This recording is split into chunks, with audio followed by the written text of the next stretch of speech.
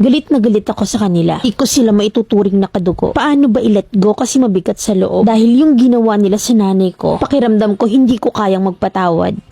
Simula't simula ay sakitin na talaga ang nanay ko. Way back 2010 ang mag-start siyang maratay. Doon nakaka-recover siya pero after nun ay pabalik-balik lang din. 2017 na ma-diagnose siya ng diabetes. And since then ay mas lumala yung sakit niya. Yung tipong hindi na siya nakakalabas ng bahay at kailangan na talaga ng alaga. May 3 kapatid ang nanay ko. Yung isa kapitbahay namin at ang panganay naman nila ay nasa Manila. At yung sumunod lang sa nanay ko ay nasa kabilang city lang. Hindi ko alam kung kailan nag-start pero nagkaroon sila ng malabong relasyon last 2023.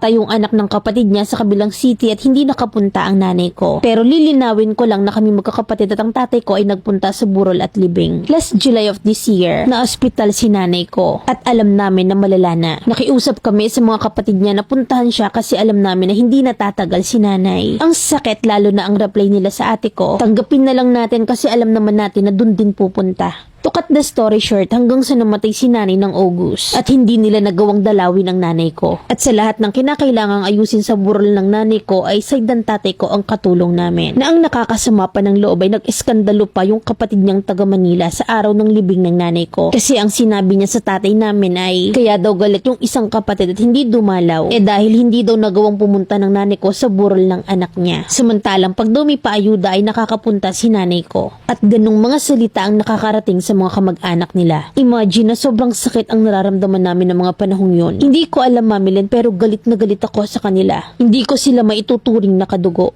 Sana mapayuhan mo ako kung paano i-let go kasi ang bigat sa loob ko na yung ginawa nila sa nanay ko. Pakiramdam ko na hindi ko kayang magpatawad. Letter sender, Kelsey ng Nueva Ecija. Grabe no, ang titindi ng ugali ng mga kapatid ng nanay mo. Paano kaya sila pinalaki ng magulang nila na kahit nasa huling hantungan ay hindi talaga na kayang magpatawad? Pakiramdam ko bata ka pa. Kaya't kung kakarga-kargahin mo pa yung galit, ikaw yung bibigat, hindi sila. Hindi mo sila mapipilit maging mabuting tao. Pero pwede mong piliin na hindi silang sisira sa peace mo. Hindi mo sila kailangang patawarin. Pero pwede mong i-let go para hindi mo dala yung bigat. Para hindi ka kainin ng sama ng loob mo. Mabuhay ng hindi pasa ng galit. Talk to God until gumaan sa pakiramdam. Madalas kasi sinasabi na magpatawad ka para gumaan yung loob mo. Pero ang pagpapatawad hindi minamadali yan. At kung kaya nyo silang kalimutan kagaya ng paglimot nila sa inyo, wag dibdibin kasi okay lang yun. Kung hindi nila pagpunta sa nanay mo ay sign na magkanya-kanya na kayo. Na minsan hindi naman talaga natin nakukuha yung sorry na deserve natin. Pero pwede mong ipagpatawad hindi dahil karapat dapat sila, kundi deserve mo ang peace. Kasi ang forgiveness minsan hindi ibig sabihin ay okay na kayo. Na minsan ang ibig sabihin lang, hindi ko hahayaang kainin ako ng galit ko sa inyo. Sa kamatayan, una-una lang naman Kaya't kung mauna sila at sakali na gusto mong pumunta, say present, taas ang kaliwang kamay, habang ang kanang kamay ay nagkakape. Nasa burol ng pamilya nyo, remember na attendance is a must.